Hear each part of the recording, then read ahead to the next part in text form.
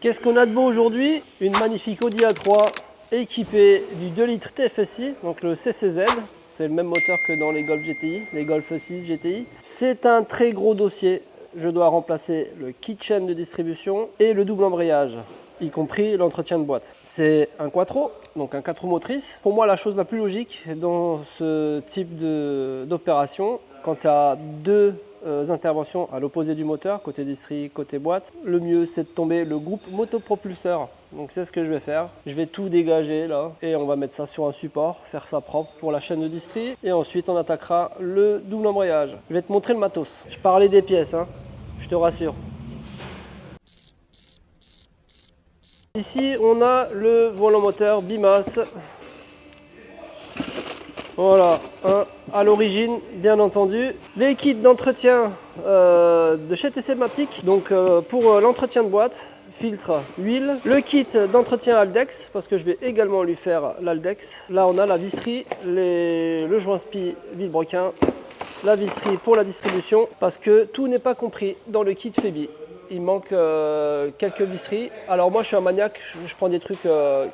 Peut-être que c'est décidé que ce ne soit pas nécessaire, mais moi j'aime bien remplacer toute la visserie. Donc je les ai pris au cas où. Alors j'ai pas ouvert le kit, ça se trouve il y a tout dedans. Hein. Ça se trouve je suis médisant et je dis de la merde. Febi Bilstein qui est le numéro 1 en fabrication de kitchen de distribution. Numéro 1 mondial. Hein. C'est lui qui produit le plus et qui a le plus de références. Et tu verras que le matos c'est quali. Hein. Ensuite ici on a le double embrayage de chez Bangla. Ensuite ici on a le double embrayage de chez Borg Warner. Je n'arrive pas à le dire. Borg Warner. C'est un kit logiquement qui doit être complet. Donc j'espère que j'ai les cales d'arrêt et les cales de réglage. Et ici, j'ai l'outil pour monter les doubles embrayages. Donc Rep Expert, hein, connu mondialement. C'est Schaeffler hein, qui produit ces outillages. Voilà, tu as tout dedans. L'outillage d'arrêt, le support pour le comparateur pour le réglage du jeu. Tu verras lors de la procédure. Et ensuite, il faudra faire un réglage de base une fois qu'on aura changé le double embrayage qui se fera au KTS ou au VCDS, on verra. Tu as compris que là, il y a un gros dossier. C'est l'heure d'attaquer le taf. D'abord un café. Il fait déjà 32 degrés ce matin et boire chaud, c'est conseillé. Donc, je bois un café. Alors, avant que je commence les hostilités, j'ai fait un petit essai routier hier soir, là, avant que je rentre sur le pont, avant de finir ma journée. J'ai fait un essai routier pour voir si tout va bien. Elle roule super bien, j'ai pas de problème particulier, mis à part le bruit de chaîne au démarrage. Ça, je l'ai entendu, il y a vraiment un bruit de chaîne au démarrage et après plus rien. On connaît tous le problème du tendeur sur ce moteur. Si c'est du métier, tu vois de quoi je parle. Le double embrayage se comporte très bien, on n'a pas de souci. C'est une demande du client, il veut pérenniser son véhicule et par prévention, il voudrait faire son double embrayage. Alors mes tests ne s'arrêtent pas là. J'ai le soleil en pleine gueule. Encore pire. Voilà, c'est mieux. Je vais faire une lecture de tous les codes erreurs présents dans les calculateurs. Donc je vais faire une lecture globale de tout ça pour voir si on n'a pas un code récurrent, ce qui permettrait d'avoir un peu une cohérence vis-à-vis du client avant le démontage. Comme ça, je sais s'il y avait déjà une anomalie avant d'intervenir sur le véhicule. Je te conseille de le faire quand tu fais une grosse intervention, d'être sûr d'avoir tout checké avant de tout démonter pour être sûr de ne pas avoir des pannes avant intervention. Voilà, ok. Bon, pour ça, je vais utiliser ma petite launch. Donc, on va faire un test rapide. Donc là, on va avoir une barre de progression qui va apparaître et qui va lire tous les codes d'erreur présents dans tous les calculateurs. Et en général, sur les véhicules du groupe VAG, ça prend une tannée de temps. C'est à ce moment-là que tu bois ton café.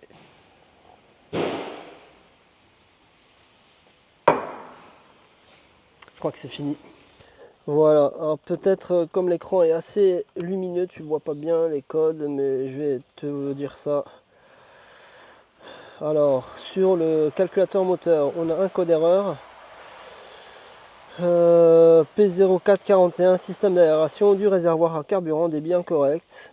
La clim, calculateur défectueux. Donc sa clim ne fonctionne pas. Je vais tout de suite vérifier ça. T'as entendu ce putain de bruit de chaîne là? Là, si elle marche. Ouais, donc si elle marche, c'est une bonne nouvelle. Mis à part la clim avec ce défaut mécanique, bizarre. Bon, on va tout effacer. Pour ça, il faut couper le moteur. Voilà. Oui. Et donc là, pareil, tu as une barre de progression qui va arriver à 100% une fois que tous les codes erreurs seront effacés. Très très bien, hein, cette petite tablette de chez Launch, là, la CRP 919 EBT en Bluetooth. J'en ai parlé déjà dans une vidéo là, et elle va bien. Hein. J'ai limite envie de dire qu'elle est plus performante que mon hôtel. Pour 2 fois moins cher. Hein. Bon, j'ai jamais été déçu avec Launch, hein. J'ai toujours bossé avec ça pendant longtemps. Ça marche très bien. Bon, GoPro, et c'est parti.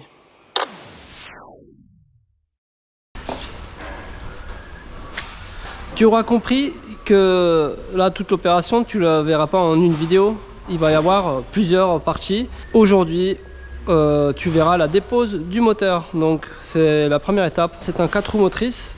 Donc, c'est un peu de travail. Tu as une transmission centrale, tu as une boîte de transfert. Donc, ça pèse un âne mort. Donc, on va faire les bases, enlever les roues, vider la clim, vider le moteur. Enfin, voilà, il y a un peu de boulot.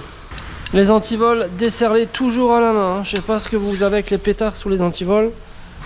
Mais c'est pas ouf de faire ça.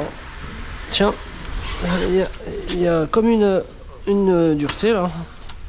Ah ouais.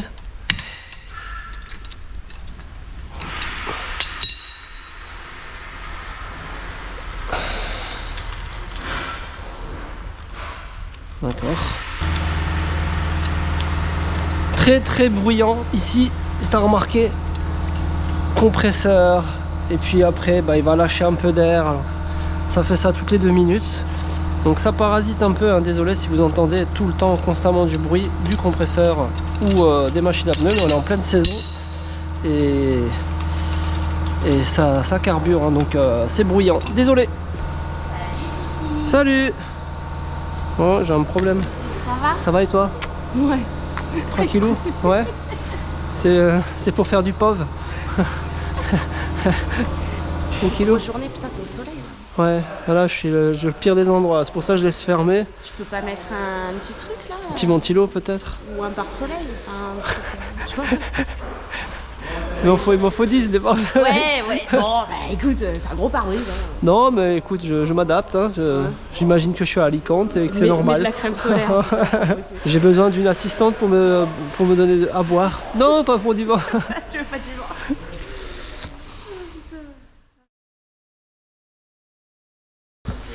On va chercher une boîte pour mettre toute la visserie, tous les composants, tous les trucs qui sont un peu grands, moyens, petits. Pour une grosse boîte, ça fera l'affaire.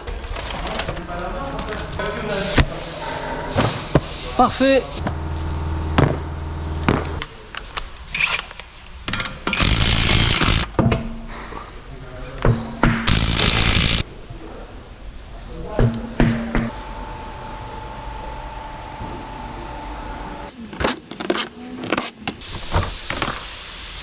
Ok.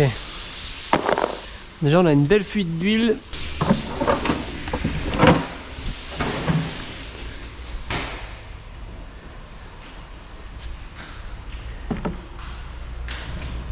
Je pense qu'on va lui faire la demi-semelle là. Plus l'étanchéité des carters.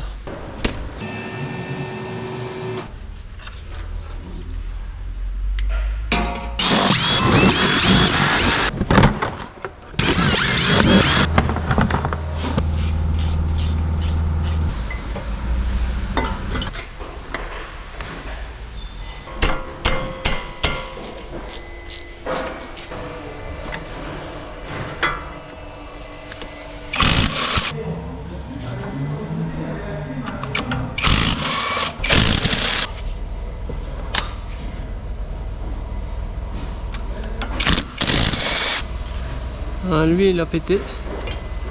Ok, j'avais pas vu. Donc ça, soit le ressouder, soit le changer. Je pense qu'on va souder.